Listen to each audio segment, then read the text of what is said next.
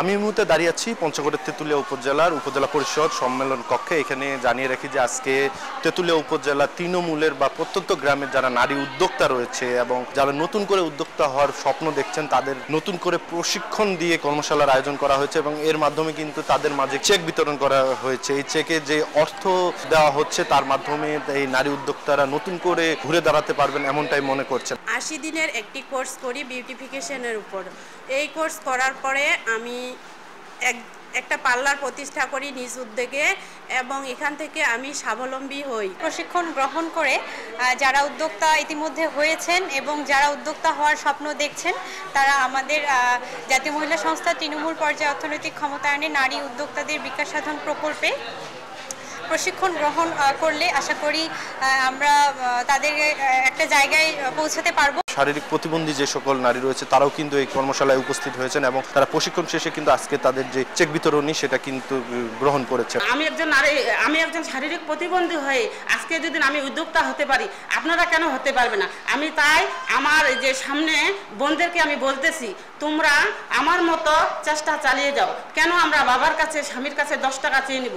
আমরা যেন নিজে কাজ করে নিজে প্রতিষ্ঠিত হয়ে নিজে স্বাবলম্বী হয়ে আমরা যেন আমাদের বাবা মাকে 10 টাকা আরো দিতে পারি।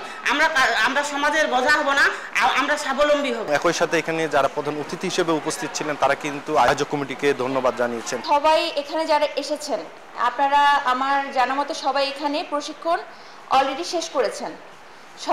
সবারই সফলতার গল্প শুনছি, কিন্তু এটা সংখ্যাটা যেন আমার একটাই কথা 1-2 যেন থেমে না থাকে। 9 কোটি নারী সমাজের হলে যে আমাদের 18 কোটি কি হাত।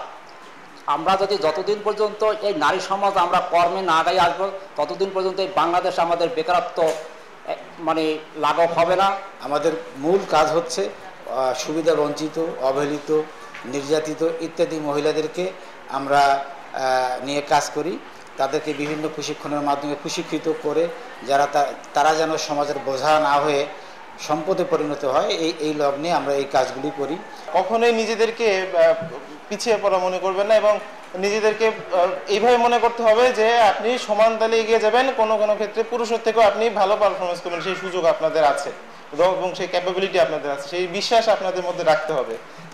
এখন এই যে প্রশিক্ষণটা আপনারা করলেন বা করবেন, এইটা আপনারা যে উৎপাদন বা করবেন, যে প্রোডাকশন যেটা করবেন সেটা কেবলমাত্র এই তেঁতুলিয়া উপজেলার মধ্যে চিন্তা করলে হবে না, এটা আপনাকে বৈশ্বিক পরিসরে চিন্তা করতে হবে।